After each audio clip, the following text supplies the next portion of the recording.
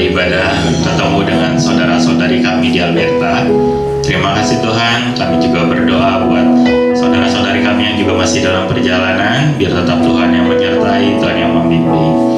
Dan kalau sekarang kami akan mulai ibadah kami mau mulai memuji, menyembah-Mu, kami mau mendengarkan firman-Mu, kami mau memberikan persembahan kami yang terbaik, kami mau menikmati Engkau Tuhan dalam ibadah ini, karena kami tahu kesempatan ini hanya karena anugerah Tuhan semata, sehingga kami tidak akan sia-siakan kesempatan ini. Hanya di dalam nama Tuhan Yesus kami sudah siap untuk memuji menyembah. Haleluya, amin. Mari Alberta sedang untuk berdiri. Kita mau menyatakan betapa besarnya Tuhan kita lewat lagu ini. Dan biarlah segala bangsa, semua makhluk memuji meninggikan nama-Nya.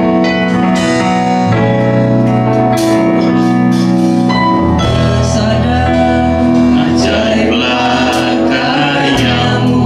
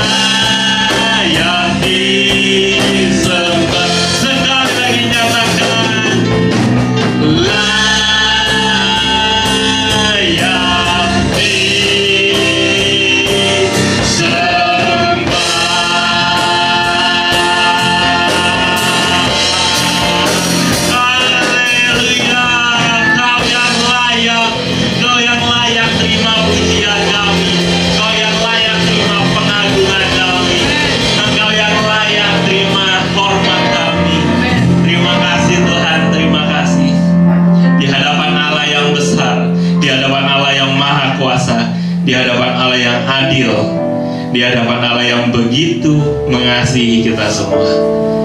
Kami datang Tuhan pagi ini membawa diri kami, membawa rasa syukur kami. Kami mau terus memuji, menyembah-Mu. Karena semua yang sudah kami alami, kami tahu Tuhan tidak pernah meninggalkan kami. Terima kasih Tuhan, terima kasih. Kami mau terus memuji, menyembah-Mu karena kasih setia-Mu dan karena kedahsyatan-Mu. Hanya di dalam nama Tuhan Yesus kami sudah berdoa dan kami bersyukur untuk ibadah ini. Haleluya, amin. Salam semuanya. Ya, sebelum kita mulai memuji Tuhan, kita berikan dulu salam dan senyum kita buat saudara-saudari di kanan kiri. Oke, semua di sini merasakan kebaikan Tuhan? Amin. Ya, yang merasakan, kita mau angkat pujian ini, kita mau katakan betapa dalamnya kasih setia Tuhan kita. Yuk.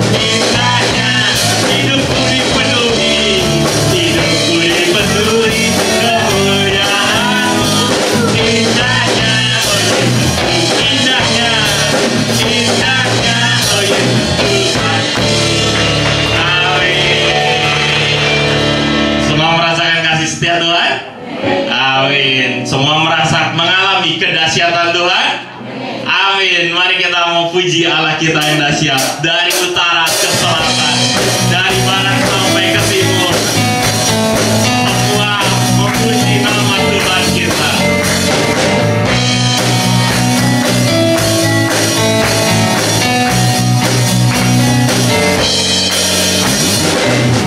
Dari utara ke selatan, terdengar pujian bagi Allah.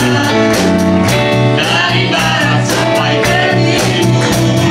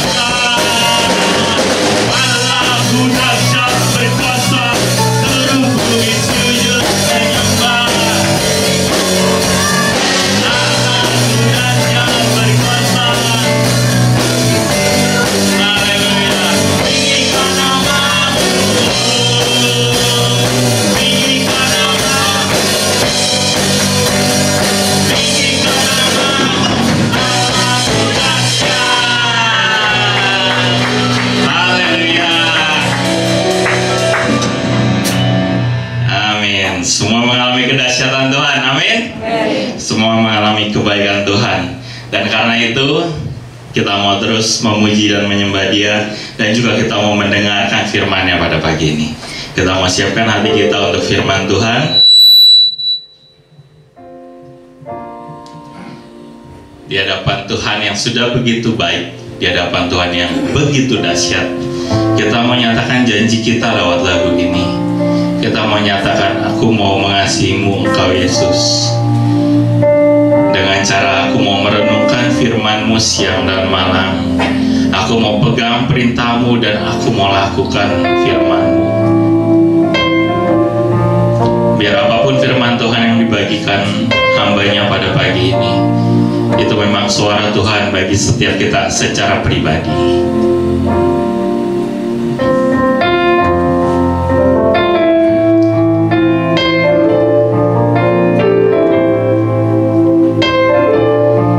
Mari kita nyanyikan lagu ini, dan kita nyanyikan juga dengan iman kita ini, komitmen kita kepada Tuhan.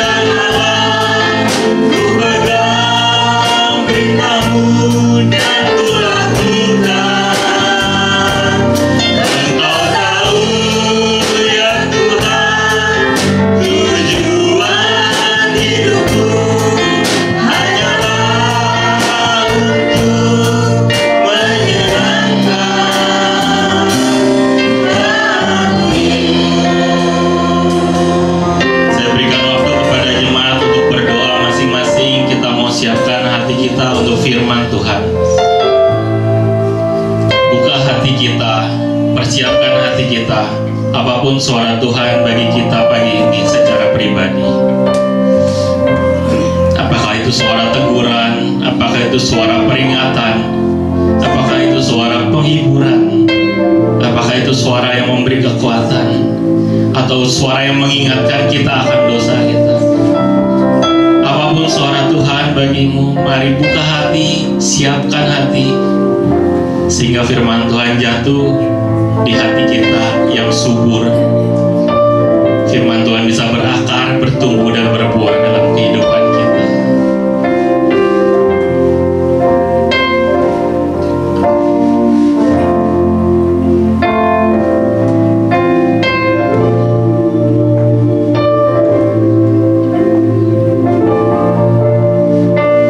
Yang sudah selesai berdoa bisa menyanyikan kembali lagu ini. Aku mengasihi Engkau Yesus.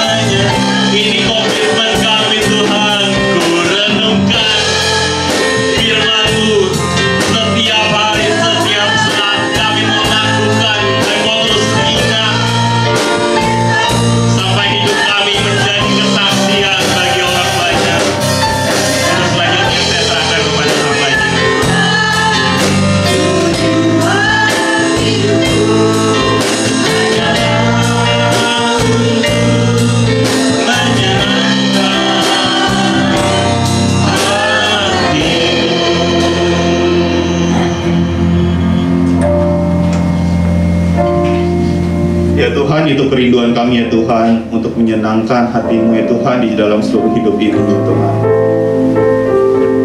Untuk itu tolong ya Tuhan, supaya hal itu dapat terwujud, biar kami bisa mendengarkan firman-Mu dengan seksama, dengan baik ya Tuhan.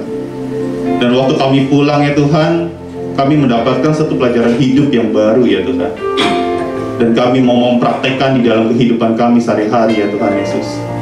Sehingga apa yang kami lakukan menjadi dampak yang baik bagi orang-orang sekeliling kami ya Tuhan.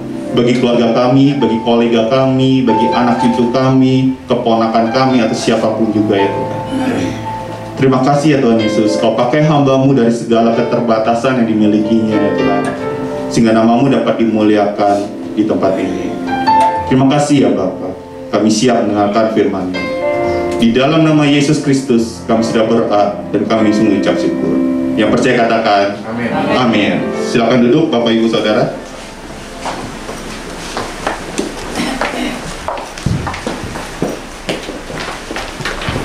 Ya, shalom semuanya. Ya, terima kasih. Ya Saudara, hari ini minggu ini lebih tepatnya ya, kalau dari GBI Sinode ya, dari Sinode GBI maksud saya, itu dikasih judulnya berkaitan dengan doa ya, doa yang dijawab gitu. Nah, Saudara, hari ini saya kasih subjudulnya di sini adalah tentang permintaan dan kesetiaan, permintaan dan kesetiaan, karena memang kita sadari bahwa doa itu tidak bisa dipisahkan dari yang namanya permintaan gitu ya. Pasti ada hal yang kita ucapkan, kita minta kepada Tuhan secara langsung gitu di dalam setiap doa-doa kita. Nah, Bapak Ibu Saudara, bicara tentang doa, saya percaya kita semua pasti sadar betapa pentingnya doa ya. Apalagi sebagai orang Kristen, kita tahu bahwa doa adalah media di mana kita bisa berkomunikasi dengan Tuhan, dengan Bapa di sorga. Walau nyatanya orang lebih cenderung fokusnya kepada permintaannya dibanding dengan menjalin relasinya gitu. Nah, untuk itu kita mau pahami hari ini Saudara ya. Karena kenyataannya gini juga Saudara, bahwa ada istilah yang muncul di beberapa tahun yang lalu gitu ya. Mungkin kalau anak muda ya yang tahu ada gelang, lalu ada tulisan WWJD, terus ada tulisan frog gitu. Kemudian ada juga yang tulisannya PUSH ya, PUSH, pray until something happen gitu ya. Tentu kayak campaign ya Saudara ya. Campaign itu membawa kita, mengajak kita untuk ayo doa terus until something happen, sampai sesuatu terjadi gitu ya. Nah, tanpa disadari akhirnya terbangunlah satu konsep di mana kita harus berdoa sampai Tuhan jawab. Bahkan jika perlu kita gedor pintu surga sehingga surga membukakan pintunya dan memberkati kita. Kira-kira kayak gitu Saudara ya. Nah, hal ini akhirnya saya coba waktu persiapan ini ya Saudara ya, persiapan khotbah hari ini saya coba merenungkan gitu ya, tentang doa-doa yang Tuhan sudah jawab di dalam kehidupan saya gitu. Nah, salah satunya saya mau sharing, saya teringat waktu satu kali ada acara Paskah di sekolah ya, acara Paskah gitu. Nah, kemudian karena ada satu kegiatan yang kemudian mau diakhiri dengan altar call ya, kalau mungkin bahasa mudahnya KKR lah ya gitu. Tapi untuk murid-murid ya, ini Bapak Ibu. Kemudian kami tim panitia memutuskan untuk berpuasa ya. Puasa, doa puasa sekian lamanya lah kayak gitu ya. Nah, lalu setelah doa puasa sampai tiba hari H, puncak acara pun tiba. Di situ kami ada drama, lalu setelah drama ada renungan singkat. Nah, kan saya pimpin renungan itu, kemudian diakhiri dengan altar call gitu ya. Ada tantangan pertama tantangannya adalah siapa di sini yang belum menerima Yesus sebagai Tuhan dan Juru Selamat. Puji Tuhan, ada yang memutuskan 2 anak gitu ya, maju ke depan, doain, selesai gitu ya. Lalu yang kedua tantangannya adalah siapa di sini yang mau berubah benar-benar hidupnya, mau mengalami Tuhan gitu, mau berubah ke arah Kristus, berubah menjadi lebih baik lagi ya. Ya, namanya maju ke depan butuh tantangan ya Saudara ya, nggak mudah gitu ya.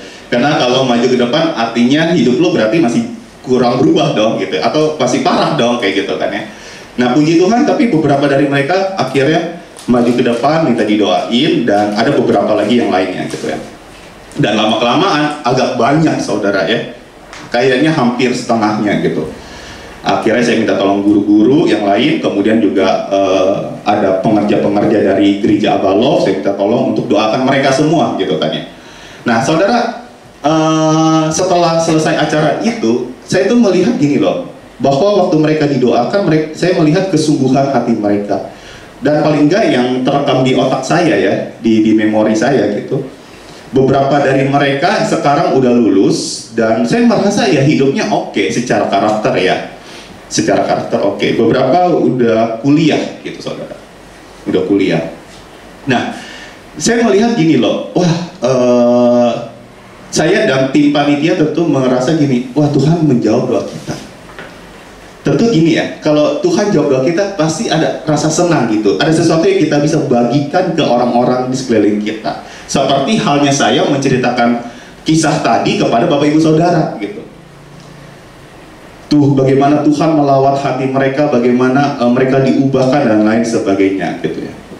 Nah saudara, kalau Tuhan menjawab doa kita, kemudian kita sharing ke orang lain gitu, itu pasti hal yang menyenangkan dan sangat mudah, pasti menggebu-gebu juga bagi kita untuk bisa sharing tentang hal tersebut saudara. Tetapi nyatanya mungkin Bapak Ibu Saudara juga mengalaminya gitu ya. Nyatanya bahwa doa itu belum tentu dijawab oleh Tuhan gitu, bahkan ada yang nggak dijawab oleh Tuhan.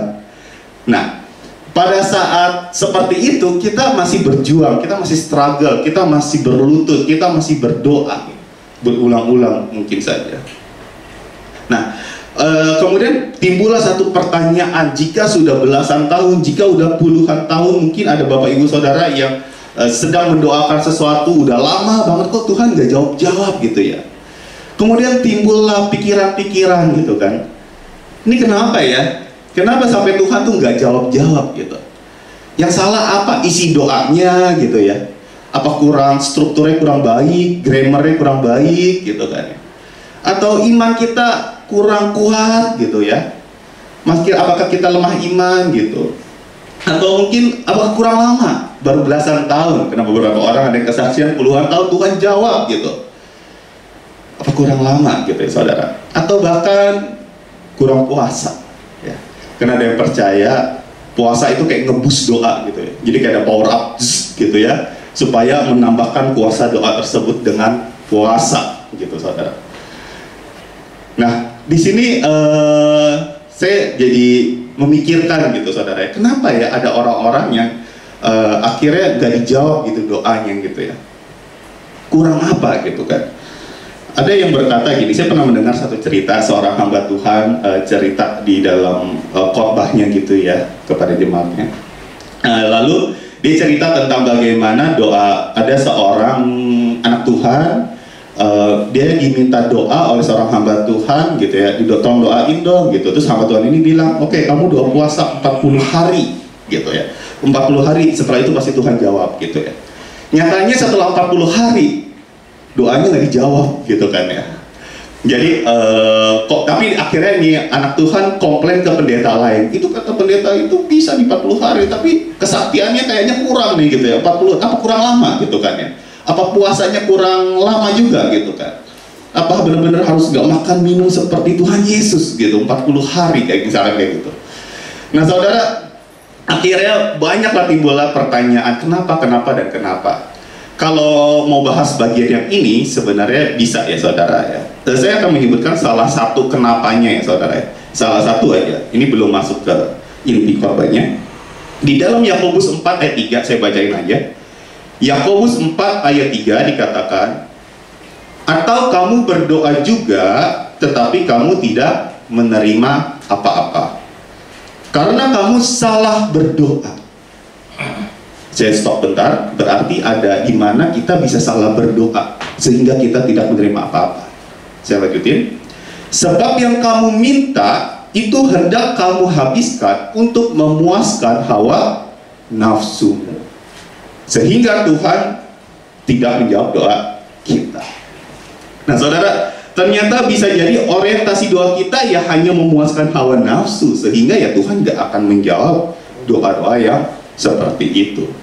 Nah, lalu apakah meminta hal yang lain itu salah? Lalu kenapa doa saya gak dijawab-jawab dan lain sebagainya? Sebenarnya gini, Kalau kita semakin membangun relasi dengan Tuhan, maka kita akhirnya semakin mengerti kehendak Tuhan di dalam hidup kita, dan kita semakin paham tentang hal ini, saudara. Nah, untuk itu hari ini saya pengen mengajak Bapak Ibu Saudara memahami tentang doa dari kisah seorang hakim dan janda di dalam kisah kitab Lukas 18 ayat 1 sampai ke 8. Mari kita siapkan lebih dulu ya Bapak Ibu Saudara. Lukas 18 ayat 1 sampai yang ke 8.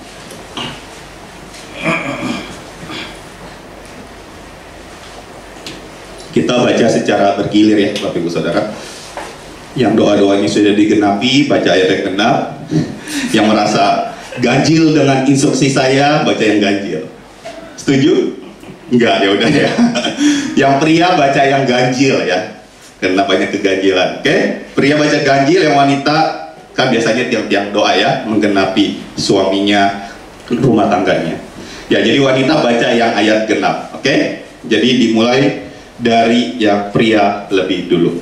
Mari kita baca ya. 3, 2, 1. Yesus mengatakan suatu perumpamaan kepada mereka untuk menegaskan bahwa mereka harus berdoa dengan tidak jemu-jemu. Katanya, dalam sebuah kota ada seorang hakim yang tidak takut akan Allah dan tidak menghormati seorang pun. Dan di kota itu ada seorang janda yang selalu datang kepada hakim itu dan berkata, "Belalah aku terhadap lawanku." Beberapa waktu lamanya hakim itu menolak, tetapi kemudian dia berkata dalam hatinya, "Walaupun aku tidak takut akan Allah dan tidak menghormati seorang pun, Namun karena janda ini menyusahkan aku, baiklah aku membenarkan dia, supaya jangan terus saja ia datang dan akhirnya menyerang aku." kata Tuhan, "Camkanlah apa yang dikatakan hakim yang lalim itu." Tidakkah Allah akan membenarkan orang-orang pilihannya yang siang malam berseru kepadanya? Dan adakah ia mengulur-ulur waktu sebelum menolong mereka? Aku berkata kepadamu, ia akan segera membenarkan mereka. Akan tetapi jika anak manusia itu datang, adakah ia mendapati iman di bumi? Baik, terima kasih Bapak Ibu Saudara. Ya saudara, ini kisah tentang hakim yang lalim, yang jahat gitu ya, serta janda, hanya dua tokoh gitu ya. Janda ini minta haknya dibela kepada hakim yang lalim. Akhirnya hakim yang lalim itu mengabulkan permintaan si janda. Tapi lawan si janda nggak diceritain ya siapa gitu ya. Nah, hanya dua tokoh saja di sini. Ya saudara, ada banyak orang yang setelah membaca ini kemudian mengambil kesimpulan bahwa hakim yang lalim itu adalah ya Bapa di surga, Tuhan. Lalu kemudian janda itu adalah ya kita. Ya mungkin sederhananya kayak gitu ya. Jadi biar gampangin aja gitu. Jadi janda ini doa terus akhirnya Tuhan kabulin. Ya kira-kira kayak gitu. Tapi apakah benar demikian? Mari kita baca kembali satu persatu dan kita telaah satu persatu. Kita mulai dari ayat yang pertama ya Bapak Ibu Saudara. Yesus mengatakan suatu perumpamaan kepada mereka untuk menegaskan ya saudara, bahwa mereka harus berdoa untuk tidak jemu-jemu, dengan tidak jemu-jemu. Nah, jadi di sini Yesus sedang berbicara kepada murid-muridnya nih, Bapak Ibu Saudara ya. Ia mengajar untuk berdoa tidak jemu-jemu. Kebanyakan orang langsung berpikir, oke, tidak jemu-jemu itu berarti berulang-ulang, berkali-kali gitu ya. Namun nyatanya kalau kita mau teliti lebih dalam, arti kata tidak jemu-jemu itu ya nggak demikian gitu kan ya. Nah, contohnya di Amplify Bible ditulisnya seperti ini, diterjemahkan not give up and not lose heart gitu ya. Jadi jangan sampai menyerah, jangan sampai kita putus asa. Ya, jadi maksud tidak jemu-jemu di situ bukan berulang-ulang sampai Tuhan mengabulkan saudara. Tetapi di sini maksudnya adalah jangan sampai engkau menyerah, jangan sampai engkau putus asa. Karena poin perikop ini sebenarnya ada di ayat 8 yang nanti kita akan bahas kembali. Bagaimana tentang kedatangan Kristus yang kedua, saudara. Nah, di dalam penantian kedatangan Kristus yang kedua itu tentu banyak hal yang harus kita hadapi, saudara. Banyak kesulitan hidup yang harus kita hadapi. Untuk itu firman Tuhan mengingatkan, jangan menyerah, jangan putus asa. Jangan sampai engkau lemah imannya, tetaplah berdoa. Kira-kira kayak gitu lah. Ayo tetap kuat di dalam Tuhan. Berdoa sehingga kita semakin dekat dengan Tuhan. Jadi perikop ini bukan hanya berbicara tentang yang isinya minta-minta terus, saudara ya. Minta sesuatu kemudian didoakan terus-menerus sehingga Tuhan jawab, saudara. Karena kita perlu menyadari ya, kita harusnya sadar tentang ketiga mahaan Tuhan, yaitu Tuhan Maha Kuasa, Tuhan Maha Hadir, Tuhan juga Maha Tahu. Omnipresence, omnipotent, omniscience. Tuhan Maha Tahu, omniscience. Artinya apa? Tuhan tahu kebutuhan hidup kita. Sebelum kita berdoa, Tuhan tahu apa yang kita butuhkan. Amin, Bapak Ibu Saudara. Tuhan tahu, karena Tuhan Maha Tahu. Kalau kita berdoa baru Tuhan tahu, maka kita nggak perlu menyembah Tuhan yang seperti itu. Justru karena Tuhan Maha Tahu, maka Ia tahu persis segala kebutuhan kita, saudara. Mungkin, boleh pokoknya, mungkin sebagai manusia kita bisa salah meminta karena fokusnya hanya kepada hawa nafsu. Tetapi Tuhan tidak mungkin salah memberi, Bapak Ibu Saudara. Kita mungkin bisa salah meminta, seperti yang ada di ayat yang sebelumnya ya, di Yakobus 4 ayat 3 yang tadi saya sudah baca. Karena fokus kita hanya kepada hawa nafsu, keinginan daging kita semata gitu. Tapi kalau Tuhan memberi, Dia nggak mungkin salah. Tepat pada waktunya Tuhan pasti akan memberikannya. Amin, Bapak Ibu Saudara. Dia tahu persis kebutuhan kita apa. Ya, saya perlu yakini hal ini lebih dulu, tegaskan hal ini lebih dulu, sehingga kita memahami konsep keseluruhan dari perikop ini, saudara. Tuhan Maha Tahu, Tuhan ngerti kebutuhan kita. Ya, jadi tidak jemu-jemu di sini, artinya ya kamu tetap jangan menyerah, jangan sampai engkau putus asa. Ya, sampai akhir hidup kita atau sampai menanti kedatangan Kristus yang kedua kali. Karena kita akan menghadapi banyak kesulitan-kesulitan hidup mungkin di depannya, di kemudian hari maksud saya. Yuk kita masuk ke ayat yang kedua.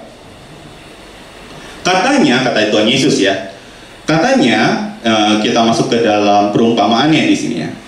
Dalam sebuah kota ada seorang hakim yang tidak takut akan Allah dan tidak hormat.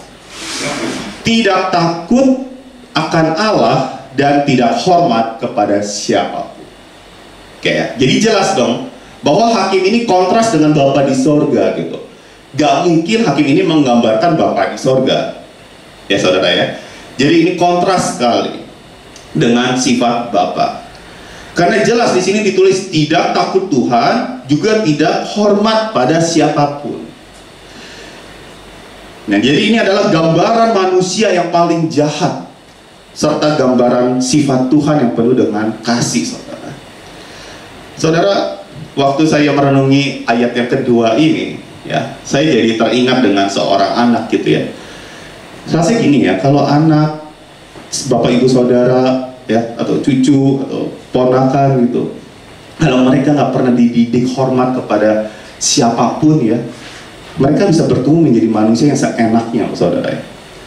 Saya pernah mendapati seorang siswa SMA gitu ya, karena ada suatu kasus, akhirnya anak ini ditegur oleh kepala sekolah, tetapi kepala sekolah SD di mana mereka tidak pernah bertemu. Oke. Ya, tapi karena mungkin kepala sekolah SD ini merasa kesal dan seterusnya, akhirnya kepala sekolah SD ini menegurlah siswa SMA ini. Kemudian si anak ini dengan nada yang belagu dia berkata, "Bapak siapa?" Gitu. "Bapak siapa?" gitu. Sekalipun dia nggak tahu dia pribadi yang di depan adalah kepala sekolah, at least dengan seragam yang dikenakan harusnya dia tahu bahwa dia adalah seorang guru. Tapi kemudian dia tanya, dia kan ditegur nih anak SMA-nya. Kemudian dia anak SMA ini nanya, "Bapak siapa?" kayak gitu. Saya ingat banget kejadian itu karena saya melihat nih Bapak Ibu, dengan nada yang belagu dia ngomong kayak gitu, "Bapak tuh siapa?" gitu. Lalu si teman saya ini langsung ngomong, "Saya itu kepala sekolah SD" gitu. Tapi ternyata hal itu tidak membuat si anak semakin hormat gitu ya. Nah saudara, saya ngeliat kayak gini ya, kalau seorang anak nggak pernah dididik hormat kepada orang yang lebih tua, itu bisa keterlaluan tuh hidupnya, bisa berbuat seenaknya di kemudian hari gitu ya. Makanya saya itu sering mengingatkan ke anak murid atau bahkan ke wali kelas untuk mengingatkan anak muridnya untuk mereka tuh menghormati siapapun. Kalau lagi ngomong sama guru ya lihat mata gitu ya. Karena kan ada yang suka selengeannya gitu. Ngomong sama saya juga nggak mau ngeliat muka gitu kan ya. Ada juga yang modelnya kalau masuk ke kantor guru main buka pintu aja jebret gitu ya, tanpa ngetok, tanpa apa gitu kan ya. Nah kayak gini-gini kan dinasehatin gitu kan ya, dibina dulu gitu. Nah kemudian itulah yang saya coba tanamkan kepada mereka saudara ya, kepada wali kelas juga ya, supaya ayo ajar anak murid supaya mereka tuh bisa bertumbuh menjadi orang yang menghargai siapapun, juga termasuk helper gitu ya, helper OB lah ya bisa dibilang gitu, sehingga mereka bisa berperilaku yang baik kepada asisten rumah tangga di rumahnya gitu ya. Misalkan ketemu di koridor gitu, karena masih saja gitu ya, saya melihat anak-anak ketemu di koridor dengan helper tapi mereka nggak menyapa gitu. Nah untuk itu saya membiasakan kepada mereka untuk ayo sapa kepada siapapun, ketemu guru SMP, SMA, SD, bahkan ketemu helper pun kamu juga harus menyapa, at least pagi pak gitu ya, siang gitu ya, dan seterusnya. Supaya apa? Supaya mereka bertumbuh menjadi orang-orang yang bisa menghormati, menghargai orang lain gitu. Karena kalau enggak, salah satu bibitnya yang saya sudah ceritakan tadi, dia bisa berperilaku seperti itu, berlaku saudara. Enggak ada hormat-hormatnya kepada orang yang lebih tua. Nah, kalau udah besar, udah dewasa, orang yang modelnya kayak gini, itu bisa bahaya kalau nggak dibina saudara, kalau nggak ada perubahan saudara. Kemudian dia bisa saja berbuat seenaknya. Kira-kira gambaran hakim yang lalim kira-kira seperti itu, karena dia tidak takut sama Tuhan. Kemudian dia juga nggak mau menghormati siapapun saudara. Hakim yang jahat. Kontras sekali dengan Bapa di surga saudara. Dan di sini Tuhan Yesus sedang membandingkan yang terburuk dalam diri manusia dengan yang terbaik di dalam diri Allah. Kontras. Hakim yang lalim itu jelas tidak menggambarkan Bapa di surga. Amin Bapak Ibu. Mari kita masuk ke ayat yang ketiga. Kita lihat kembali. Dan di kota itu ada seorang janda ya, masuklah tokoh kedua. Ada seorang janda yang selalu datang kepada hakim itu dan berkata, belalah aku terhadap lawanku gitu ya. Ya saudara, janda ini berjuang sendiri ya kelihatannya ya. Nggak ada suami, ya memang kan janda ya. Maksud saya nggak ada orang lain gitu yang membantu membelanya gitu. Nah saudara, pada zaman itu memang perempuan adalah milik laki-laki. Ini konteks di zaman dulu ya. Perempuan itu milik laki-laki. Jadi kalau dia sudah menjadi janda, maka mudah sekali untuk diganggu oleh orang lain, mudah sekali untuk dilukai oleh orang lain. Bahkan hidupnya benar-benar bergantung penuh kepada sang suami gitu kan ya. Jadi mudah dilukai gitu.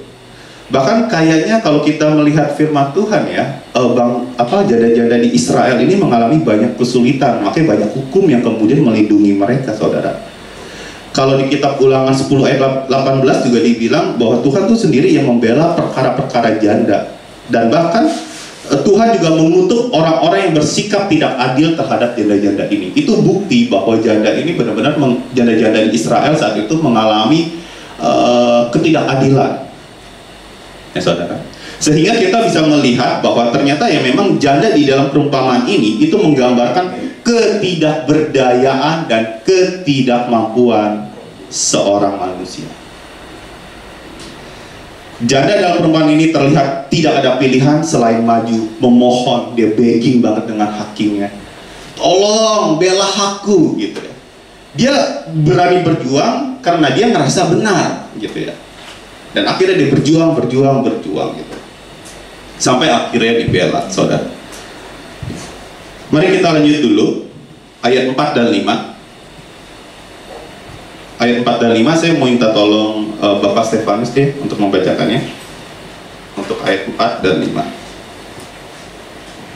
Lukas 18 ayat 4 dan 5. Beberapa waktu lamanya hakim itu menolak, tetapi kemudian ia berkata dalam hatinya, walaupun aku tidak takut akan Allah dan tidak menghormati seorang pun, namun karena janda ini menyusahkan aku, baiklah aku membenarkan dia, supaya jangan terus saja ia datang dan akhirnya menyerang aku. Baik, terima kasih. Ya saudara, jadi ternyata waktu janda ini minta haknya dibela, hakim ini nggak lalu langsung membelanya. Ya, karena kan tegas dari awal. Dia nggak takut Tuhan, dia nggak hormat pada siapapun, hidup seenak jidat dia aja udah tuh hakim. Oke, nah kemudian di sini ia ngomong, ditegasin lagi di ayat 4 bahwa dia tidak takut Tuhan dan tidak menghormati siapapun. Namun di ayat 5 bilang karena janda ini menyusahkan aku, akhirnya dia bela juga tuh hak si janda. Jadi dengan kegigihan si janda. Nah, saudara, awal mula hakim itu menolak, tetapi karena desakan, akhirnya ia memutuskan untuk membantunya. Karena kepentingan dirinya sendiri, saudara. Bukan karena jatuh belas kasih sebagaimana Yesus sering melakukannya. Jadi dia melihat kayak gini, aduh, karena daripada nih orang nyusahin gua. Jadi kalau dipikir-pikir secara logika, emang seberat apa sih perkara dari seorang janda ini? Gitu. Kalau mau dipikir pakai logika secara nalar kan kayak gitu ya saudara ya. Harusnya kan bisa aja dikelarin kayak gitu. Ya mungkin itulah yang dilakukannya. Tapi itu semua karena motivasi kepentingan dirinya sendiri. Bahkan dia bilang jangan sampai, ini kelihatan janda udah nekat gitu. Karena udah berjuang terus gitu ya. Lalu makanya dia bilang jangan sampai ia akhirnya datang menyerang aku, kata si hakim gitu. Berapa kali banyak kata aku di situ ya, supaya aku nggak susah, supaya aku nggak diserang dan lain sebagainya. Jadi akhirnya si hakim membela menyatakan kebenaran kepada si janda tersebut. Hakim itu bertindak dengan mengingat kepentingannya sendiri ya, Bapak Ibu Saudara. Bukan kepentingan janda yang gigih gitu. Lalu di ayat 6 dikatakan gini, saya bacain ya Saudara. Ayat 6, kata Tuhan, camkanlah apa yang dikatakan hakim yang lalim itu. Jadi Tuhan ngomong, camkanlah apa yang dikatakan hakim yang lalim itu. Ini berkaitan dengan ayat 4 dan 5 yang barusan dibaca, saudara. Tuhan Yesus pengen murid-muridnya itu memperhatikan apa yang dikatakan hakim tersebut, saudara. Bahwa hakim yang jahat ini hanya mikirin dirinya sendiri, saudara. Pada akhirnya dia menolong si janda, tetapi dengan motivasi supaya dia nggak diganggu lagi. Bukan karena jatuh belas kasih.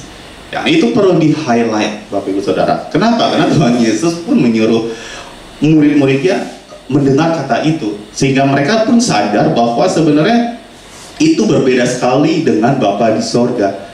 Kalau Bapa di sorga nggak perlu didesak, pasti sudah akan menjawab jika memang sesuai waktu dan kehendaknya. Kita masuk ke ayat 7 dan 8. Saya minta tolong Ibu Siala membacakannya. Ayat 7 dan 8. Lukas 18 ayat 7 dan 8. Tidakkah Allah akan membenarkan orang-orang pilihannya yang siang malam berseru kepadanya? Dan adakah ia mengulur-ulur waktu sebelum menolong mereka?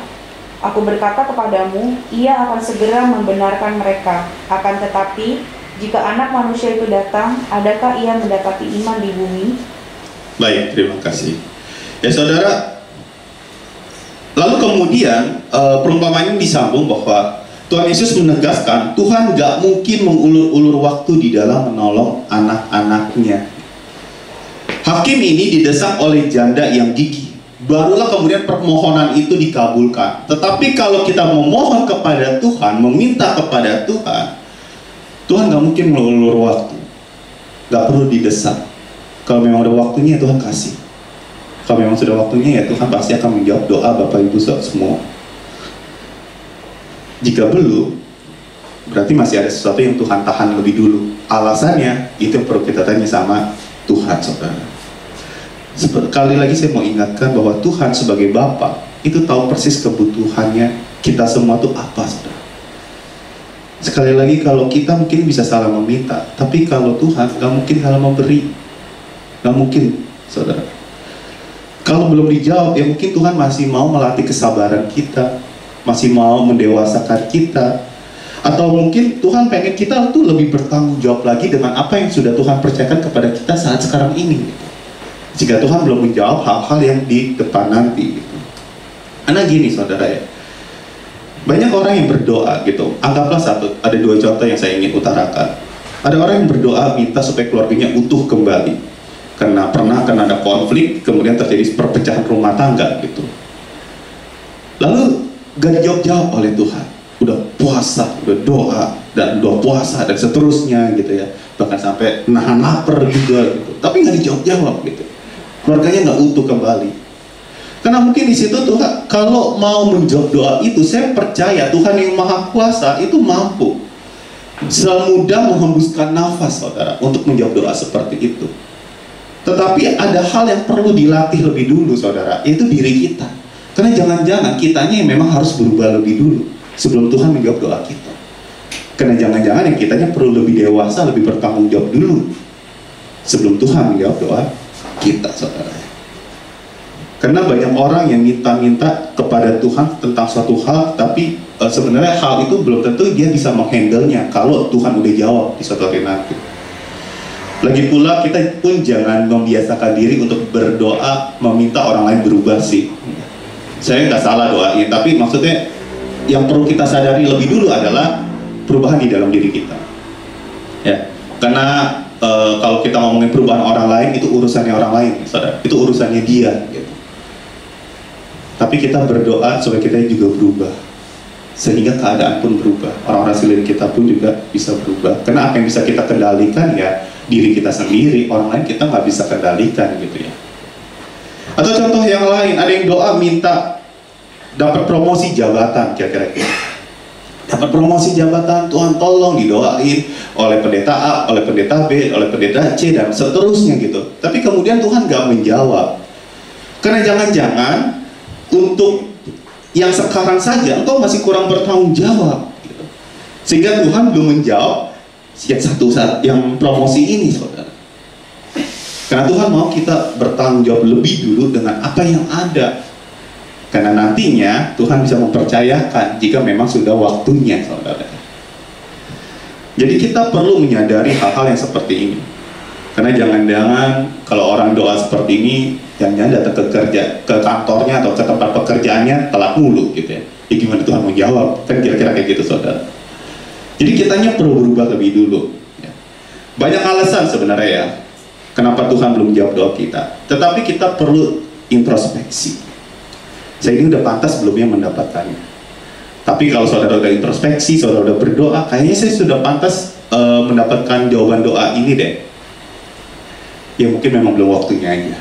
Itu rahasia ilahi. Saudara boleh tanya langsung ke Tuhan. Belum waktunya aja. Karena kalau sudah waktunya, tanpa perlu didesak-desak seperti janda mendesak hakim yang lalim itu, Tuhan pasti langsung segera. Firman Tuhan bilang segera Ia akan membenarkan. Amin, Bapak Ibu Saudara. Karena nyatanya gini, saya minta tolong keyboardis iringi instrumennya. Karena doa atau tidak belum dijawab. Doa tidak atau belum dijawab itu bukan berarti selalu bicara tentang lemah iman.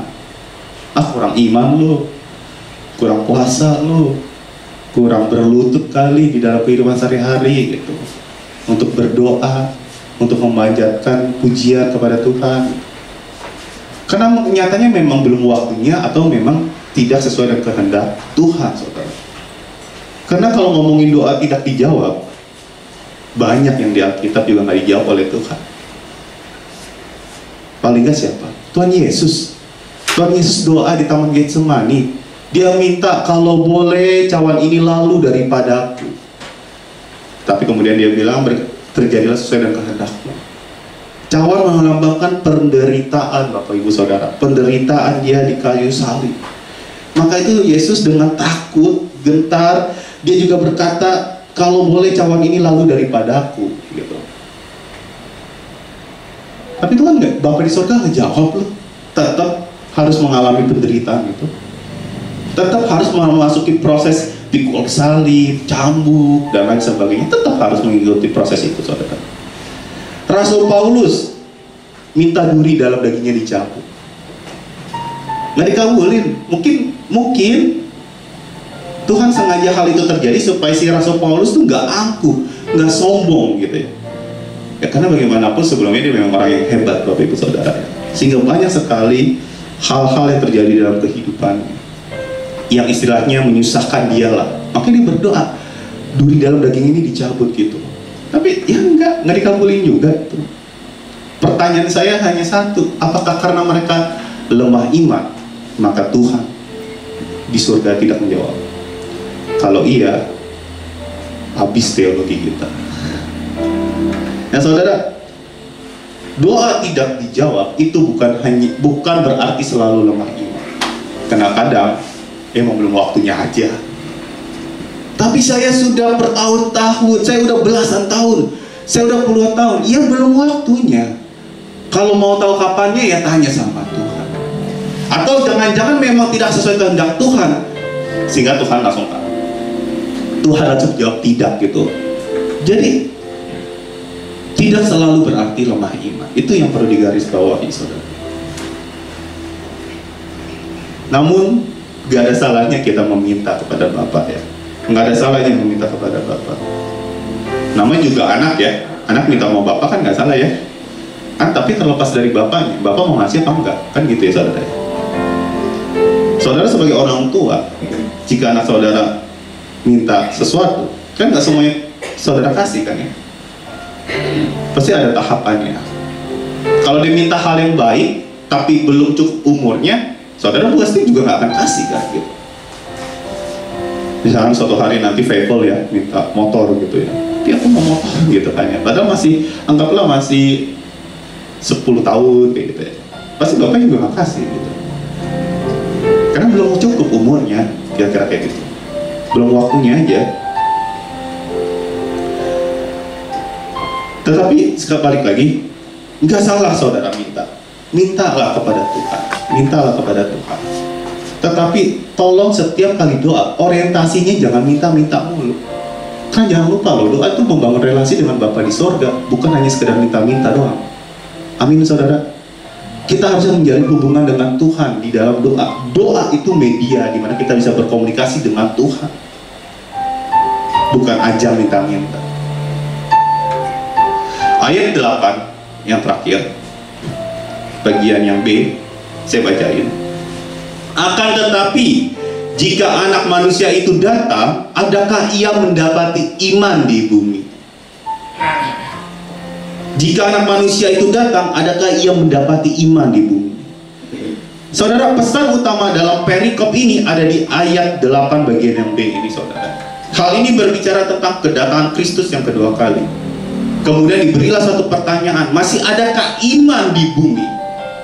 Karena hidup kita yang memang seperti si janda ini mengalami kesulitan menghadapi ketidakadilan saudara. Hidup tidak semakin mudah, hidup semakin susah. Beli Pertalite aja semakin susah. Saya daftar di main Pertamina gitu ya, nggak kelar-kelar gitu saudara, demi mendapatkan BBM subsidi gitu kan. Hidup tidak semakin mudah, hidup semakin susah gitu ya saudara. Kita mungkin mengalami seperti yang janda ini alami, banyak ketidakadilan, banyak kesulitan hidup dan lain sebagainya. Tapi pertanyaannya, masihkah kita gigih, setia, hidup bergantung penuh kepada Tuhan sampai kedatangan Kristus yang kedua kali, atau sampai akhir hidup kita? Karena nyatanya perikop ini bukan bicara tentang permintaan, tetapi tentang kesetiaan. Bukan ngomongin tentang berjuang, meminta sesuatu sampai Tuhan jawab, gedor pintu surga sampai Tuhan jawab, puasa ngebus doa kita, power up gitu sampai Tuhan jawab. Bukan saudara. Utamanya bukan itu. Walaupun kita minta nggak salah, tapi utamanya bukan itu. Utamanya adalah kesetiaan kita di dalam Tuhan. Untuk itu mari kita bangun hubungan yang baik dengan Tuhan lewat doa-doa kita saudara. Karena nyatanya di dalam kehidupan ini banyak orang yang minta sesuatu kemudian Tuhan jawab, tapi orang itu tidak menjadi lebih baik. Bahkan ada yang gak setia. Salomo minta apa? Akhirnya hikmat. Tuhan kasih, jadi orang hebat. Apakah dia menjadi setia? Waktu wanita datang di dalam kehidupannya, 700 istri, 300 gundik, dia tidak menjadi setia. 1000 istrinya itu, 1000 wanita di dalam hidupnya, mereka menyembah berhala. Salomo jatuh dalam dosa. Tuhan jawab gak doa dia dulu? Jawab, tapi nggak membuat dia menjadi lebih baik. Hizkia, Raja Hizkia minta perpanjangan usia, Tuhan jawab. Wah itu keren banget tuh. Apa dia jadi lebih baik? Enggak loh saudara ya. Saya nggak bilang akhir hidupnya, tapi setelah itunya, setelah dijawab oleh Tuhan, dia jadi angkuh, dia jadi sombong, dia pamerin seluruh alat persenjataan di Israel kepada musuhnya, seakan-akan kayak musuhnya udah pasti kalah aja gitu sama dia. Dia pamerin gitu. Bahkan di kitab Perjanjian Baru, nabi palsu minta apa? Mujizat. Mujizat terjadi, ngusir setan keluar. Tapi apakah dia masuk ke dalam kerajaan surga? Enggak. Maka itu ukuran iman seseorang nggak bisa diukur dari permintaannya, saudara. Kesetiaan kita di dalam Tuhan, terlepas Tuhan jawab doa kita atau tidak. Dan doa harusnya menjadi media atau alat kita bisa berkomunikasi dengan Bapa, sehingga kita semakin mengenalnya. Kalau kita semakin kita berdoa, seharusnya semakin kita mengenal Tuhan dan mengerti tentang kehendak Tuhan. Kalau kita mengerti kehendak Tuhan, maka sampai satu titik saudara pasti akan sadar, kayaknya yang ini nggak perlu didoain deh, Tuhan nggak bakal jawab. Anggaplah ya, ada seorang suami gitu ya, Tuhan aku minta istri 2 gitu. Apakah Tuhan akan jawab? Ya enggak lah gitu. Enggak akan dijawab. Jadi kalau kita semakin mengenal Tuhan, mengerti kehendak Tuhan lewat doa-doa kita, kita akan semakin sadar siapa kita di hadapannya, dan kita semakin sadar betapa besar kuasanya. Bahkan tanpa perlu berdoa, dia sudah tahu kebutuhan kita apa. Bahkan hanya dengan air mata, dia akan menjawab kita jika sesuai waktu dan kehendaknya. Untuk itu dari perikop ini ada 3 poin yang ingin saya tegaskan kepada Bapak Ibu Saudara. Sambil ini saya minta tolongnya tim pemusik, tim pemuji boleh maju ke depan, menyiapkan lagu pujian. Yang pertama saudara, Tuhan akan menjawab doa kita sesuai dengan kehendak dan waktunya. Tuhan akan menjawab doa kita sesuai dengan kehendaknya dan waktunya. Jadi kalau sampai detik ini saudara belum dijawab oleh Tuhan doa-doanya, ya belum waktunya, atau jangan-jangan yang memang tidak sesuai dengan kehendak. Kita perlu introspeksi untuk hal ini. Jangan-jangan emang karena kita juga belum pantas untuk mendapatkannya. Sebagaimana seorang pekerja minta promosi jabatan, tetapi kalau datang ke kantornya telat mulu, ya gimana bisa? Kira-kira gitu saudara. Yang kedua, doa itu bukan sekedar media untuk meminta, tetapi yang terutama untuk menjalin relasi dengan Bapa. Jadi bukan untuk ajang minta-minta doang saudara, tapi yang terutama untuk kita jalin relasi dengan Bapa. Ngobrol, ngomong, curhat, keluh kesah saudara, puji dia. Bahkan di dalam doa Bapa kami hanya sebagian dikit bicara tentang permintaan saudara. Sekalipun saya mau tegasin ya, saya tidak sedang berbicara berarti kita nggak boleh minta dong. Enggak, bukan kayak gitu ya. Mintalah, minta silakan. Tetapi yang terutama itu menjalin relasi dengan Bapa. Karena kalau setiap kali isi doa kita hanya minta, kita lupa menjalin relasinya saudara. Dan yang ketiga, iman seseorang tidak bisa diukur dari permintaan yang dikabulkan. Karena banyak orang yang permintaan kemudian dikabulkan, kemudian tidak menjadi setia saudara.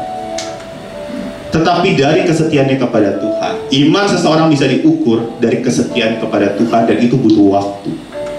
Butuh waktu. Amin Bapak Ibu Saudara. Biarlah firman ini bisa kita pahami saudara, dan kita renungkan di dalam kehidupan kita sehari-hari. Untuk menutup firman Tuhan hari ini, mari kita perpujian bersama-sama. Judulnya Waktunya Tuhan.